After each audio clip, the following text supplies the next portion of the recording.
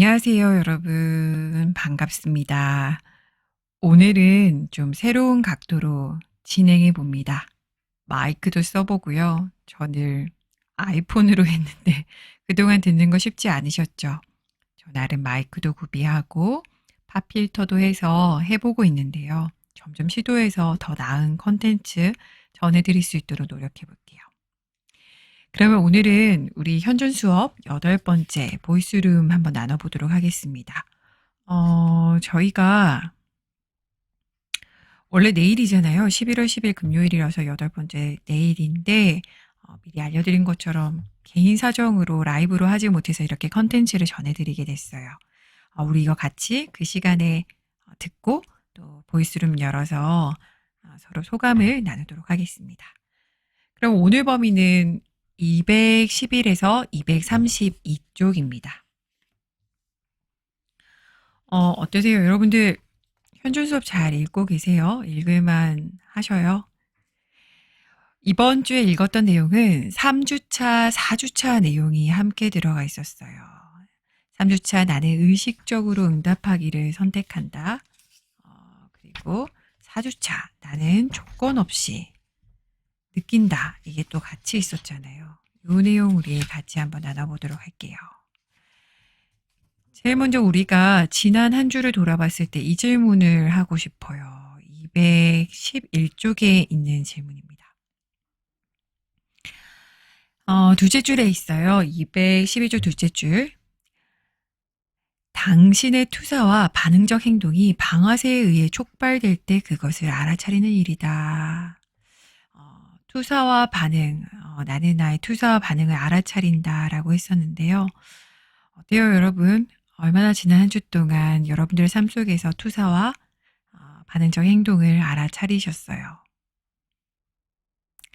이것에 대해서 우리는 계속 얘기하죠. 그걸 알아차려서 그냥 방아쇠가 당겨졌을 뿐, 그래서 나의 그 예전의 느낌이 올라왔을 뿐, 그것이 진실이 아니다라는 것을 알아야 한다라고 이야기하고 있죠.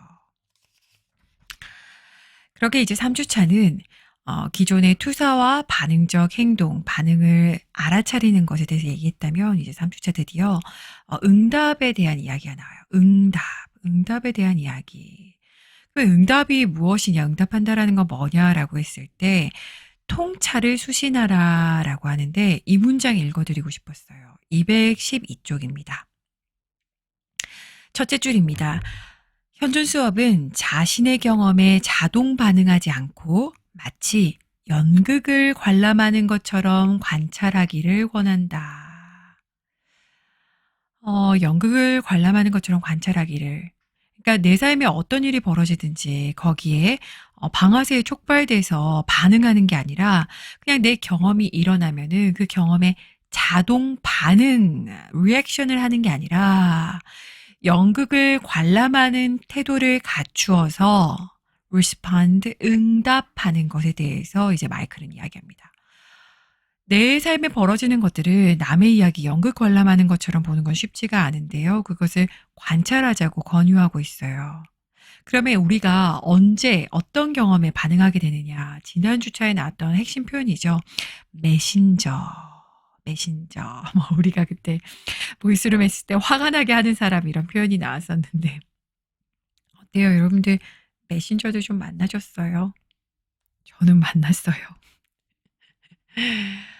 다양한 경험을 했는데 저는 불편하게 만드는, 그러니까 대표적으로 이런 게 있는 것 같아요. 나도 내가 그걸 잘못한 걸 아는데 꼭 다시 짚어서 말해주는 사람들. 저는 그 사람들이 문제 있었다라고 생각을 했는데 3주차를 읽으면서 생각이 바뀌었어요. 사실 그 사람들은 나에게 굉장히 감사한 메신저였었구나라는 것을 알아차렸지 뭐예요. 어쨌든 메신저들을 죽이지 않도록 최선을 다해야 한다고 배웠다라고 212쪽에 나와 있는데요. 우리는 그 메신저들을 죽이지 않아야 한다. 왜냐하면 212쪽 맨 아래 이렇게 표현되어 있어요. 당신을 흥분시키는 경험이 지닌 가치는 그 메시지 자체에 있지 그 메시지를 가지고 온 자에게 있지 않다라는 사실을 알기 때문이다. 그러니까 메신저들은 아무 죄가 없는 거예요. 우리에게 어떤 통합을 주기 위한 메시지, 어떤 상황, 경험을 주기 위해 왔을 뿐. 여기 되게 재미있는 표현이 있죠. 우체부. 그러니까 그 우체부가 전달한 편지로 인해 내가 어떤 자동 반응을 했어요. 갑자기 화가 나고 분노하고 우울해졌어요. 그렇다고 해서 그 우체부 잘못은 아니잖아요. 근데 우리는 그 우체부 탓을 한다라는 거예요. 그래서 현존 수업은 우리에게 그 메시지를 들고 온 메신저를 죽이지 말고 그 메시지 자체에 주목하라라고 이야기하고 있어요. 여러분들은 한 주 동안 어떤 메신저들을 만났고 그 메신저들이 들고 온 어떤 메시지를 만났나요? 그리고 그 메시지들에 여러분들은 어떻게 반응하셨어요? 자동 반응하셨나요? 응답하셨나요?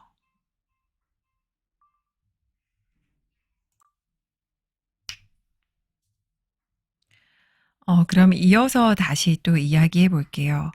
결국은 메신저들은 어떤 메시지를 가지고 온다라고 하잖아요.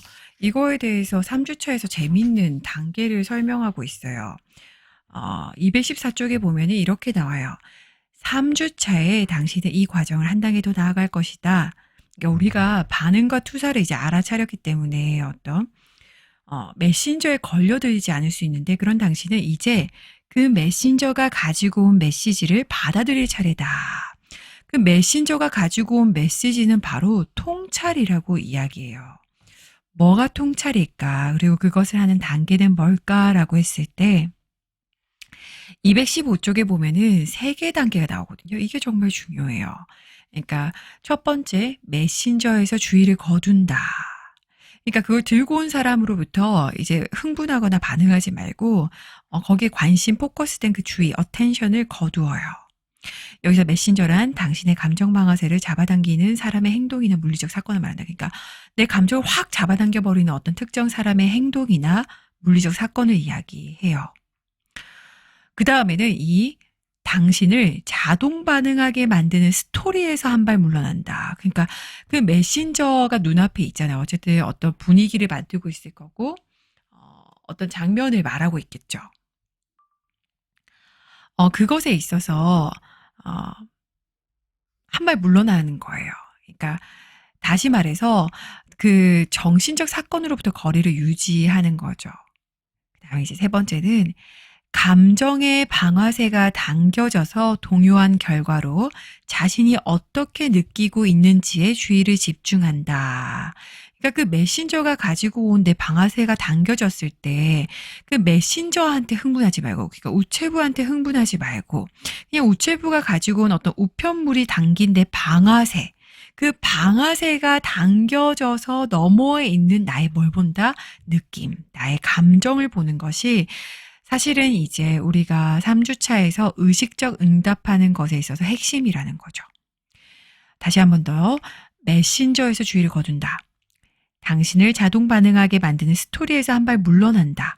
그 다음에 감정의 방아쇠가 당겨져서 동요한 결과로 자신이 어떻게 느끼고 있는지에 주의를 집중한다. 이게 핵심이잖아요. 그러면 이것에 대해서 220쪽에 보면은 이어지는 또 3단계가 나와요. 220쪽에 보면은 첫 번째, 질문을 읽어드릴 테니까 한번 느껴보세요. 220쪽 첫 번째. 1. 내 감정의 방아쇠를 당기고 있는 이 사건은 직감의 차원에서 내게 어떤 영향을 미치고 있나? 직감을 통해 불편한 느낌에 주의를 기울임으로써 이 질문에 답할 수 있다. 그 다음 2. 지금 직감으로 느껴지는 이 공명과 동일한 경험을 한 것은 최근 언제였나? 그러니까 어떤 내 감정을 순간적으로 확 방아쇠를 당긴 사건에 있어서 지금 그게 나에게 어떤 불편한 느낌을 주고 있지를 알아차리면 그 느낌과 비슷한 그 경험은 언제였지? 그리고 3. 이 상황 이전에 또 언제 이와 동일한 불편한 공명을 느꼈었지? 그런 원인에 도달할 때까지 내가 이 느낌이 말해주는 이 느낌을 가지고 왔던 원인에 도달할 때까지 계속 이 질문을 반복적으로 하는 거예요. 이게 핵심인 거죠.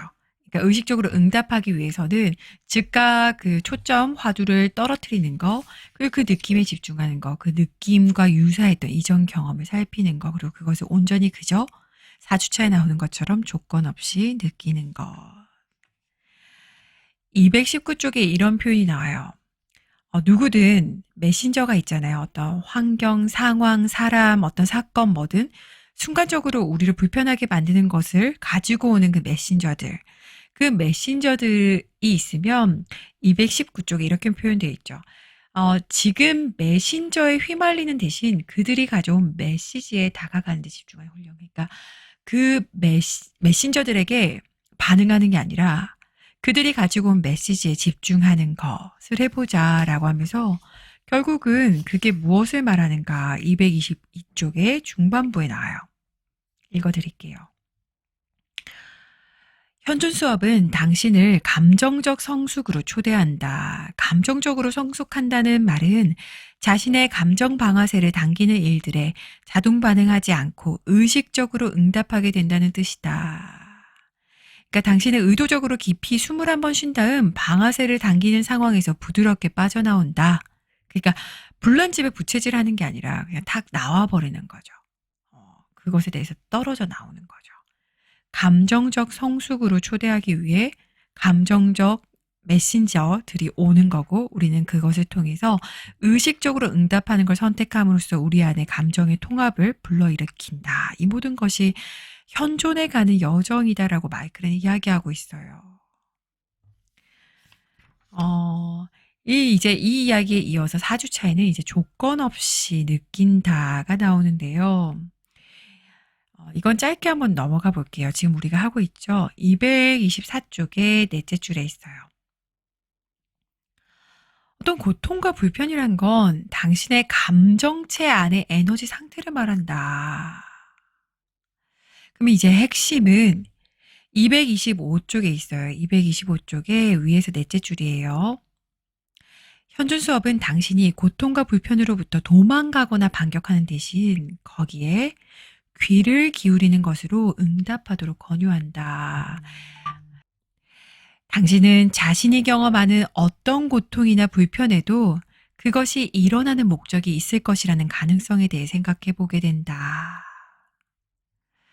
귀를 기울이고 그 뭐에 귀 기울이느냐? 우리가 경험하고 있는 어떤 고통이나 불편에 그게 일어나는 목적이 있을 거야 라는 가능성에 귀를 기울이는 거죠. 그리고 그것에 귀를 기울이고 거기에 깨어있는 응답을 하자고 이야기하고 있습니다. 그 아래 이렇게 표현되어 있죠. 이 통찰은 당신이 고통과 불편에 대한 인식을 변화시키기를 권유한다. 이제 당신은 고통과 불편이 적이 아니라 친구일 수 있다는 가능성, 그것들이 당신을 해치는 것이 아니라 도와주러 온 것일 수 있다는 가능성에 대해 기꺼이 생각해 보게 된다. 도와주러 왔다고 이야기합니다. 어떠세요? 어떤 생각이 드시나요? 여러분들 순간적으로 화나게 했던 그 메신저들이 사실은 우리를 도와주러 왔다면요. 우리 안에 있는 무언가를 만나도록. 228쪽에 이렇게 표현이 돼요. 당신은 고통과 괴로움에 저항할 것이 아니라 그 경험을 억압하거나 다른 사람에게 전가하고 싶어하는 자동 반사적 충동에 저항해야 한다. 그러니까 내가 겪는 고통과 괴로움, 그걸 가지고는 메신저들에게 저항하는 게 아니라 그 경험을 억압하거나 다른 사람에게 탓하려고 하는 자동 반사적 내 충동에 저항해야 한다라고 권유하면서요. 오늘의 마지막 멘트입니다. 229쪽 중간입니다. 그저 아무런 조건 없이 고통이나 불편과 함께 하기를 택하라. 나는 조건 없이 느낀다. 이렇게 4주차까지 안내해드렸습니다. 여러분들 어떠세요? 우리의 투사와 반응적 행동을 일으키는 방아쇠들에 촉발되지 않고 그저 알아차리는 것. 연극을 관람하는 것처럼 관찰하는 것. 그 메신저들을 탓하지 않고 메신저가 가지고 온 메시지를 받아들이는 것. 받아들이면서 그 속에서 나는 의식적으로 응답하는 것. 무엇? 그 메시지에 귀를 기울이는 것. 그래서 나를 감정적 성숙으로 초대한다는 것을 알아차리는 것에 대해서 말하고 있습니다. 그리고 그 여정에 있어서 우리에게 찾아오는 고통과 불편에 조건 없이 느끼는 것. 그것이 가지고 오는 메시지에 귀를 기울이고 그 고통과 불편에 함께 하는 것을 말하고 있습니다. 네, 오늘도 이렇게 8번째 보이스룸 나누었는데요. 우리 시간이 정말 빨리 가고 있죠. 한 주 뒤에 9번째 보이스룸 시간 또 만나도록 할게요. 우리 그 다음 만나게 될 문장들은 내일부터는 나는 순진무구하다. 그리고 다음 주 화요일에는 나는 누적된 감정을 통합한다까지 경험하고 11월 17일에 또 뵙도록 하겠습니다. 감사합니다.